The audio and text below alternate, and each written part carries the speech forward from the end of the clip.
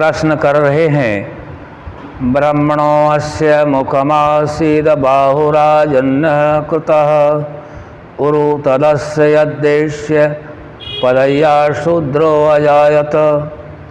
यह यजुर्वेद के 31वें अध्याय का 11वां मंत्र है। इसका अर्थ है ईश्वर ब्राह्मण ईश्वर के मुख, क्षत्रिय बाहु, वैश्य उरु और शूद्र पगों से उत्पन्न हुआ है। इसलिए जैसे मुंह, भुजाएं आदि और बाहु आदि न मुख होते हैं, इसी प्रकार ब्राह्मण न क्षत्रिय आदि और क्षत्रिय आदि न ब्राह्मण हो सकते हैं।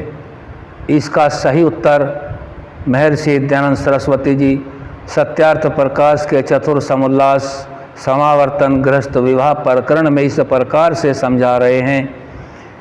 इस मंत्र का अर्थ जो तुमने किया वह ठीक नहीं है, क्योंकि यहाँ पुरुष अर्थात निराकार व्यापक परमात्मा की अनुवृत्ति है।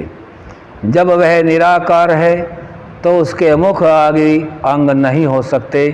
जो मुख आदि अंगों वाला हो वह पुरुष अर्थात व्यापक नहीं, और जो व्यापक नहीं वह सर्वशक्तिमान जगत का सृष्टा धर्ता प्रलयकर्ता जीवों के पाप पुण्यों की व्यवस्था करने हारा सर्वज्ञ अजन्मा मृत्यु रहित आदि विशेषण वाला नहीं हो सकता।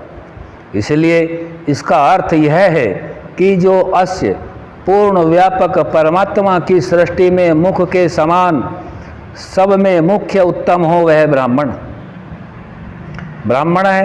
ब्राह्मण बाहुर्वै बलम बाहुर्वै वीर्यम शतपथ ब्राह्मण का यह प्रमाण दे रहे हैं। जब वीर्य का नाम बाहु है वह जिसमें अधिक हो सो राजन्य क्षत्रिय, उरु कटी के अधो और जानू के उपरिष्ठ भाग का नाम है। जो सब पदार्थों और सब देशों में उरु के बल से जावे आवे प्रवेश करे वह वैश्य। वैश्य और पदभ्याम जो पग के अर्थात नीच अंग के सदृश मूर्ख अत्वादि गुण वाला हो वह शूद्र है। अन्यत्र भी शतपथ ब्राह्मण में इस प्रकार का ऐसा ही अर्थ किया गया है। यस्मादेते मुखास्तस्मान्न मुखतो ह्रसयन्त।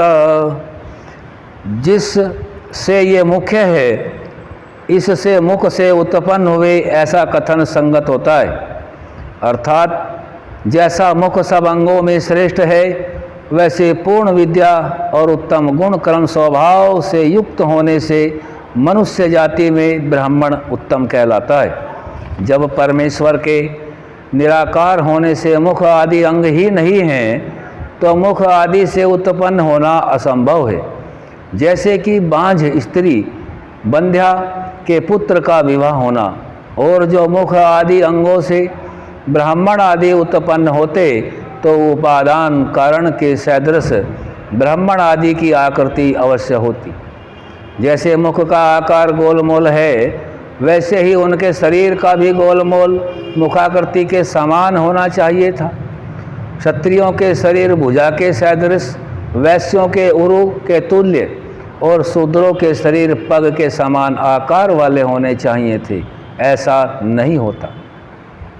जो कोई तुमसे प्रश्न करेगा कि जो मुख आदि से उत्पन्न हुए थे उनकी ब्राह्मण आदि संज्ञा हो परंतु तुम्हारी नहीं, किंतु क्योंकि जैसे और सब लोग गर्भाशय से उत्पन्न होते हैं वैसे तुम भी होते हो।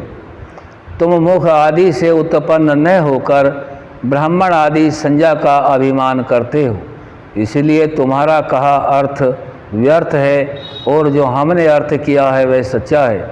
ऐसा ही अन्यत्र भी कहा है, जैसे शूद्रो ब्राह्मणतामेति ब्राह्मणश्चैति शूद्रताम क्षत्रिया जातमेवन्तु विद्याद्वैश्या तथैव च।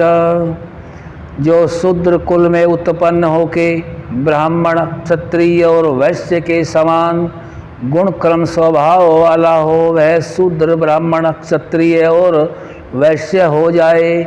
वैसे ही ब्राह्मण क्षत्रिय और वैश्य कुल में उत्पन्न हुआ हो और उसके गुण कर्म स्वभाव शूद्र के सदृश हों तो वह शूद्र हो जाए।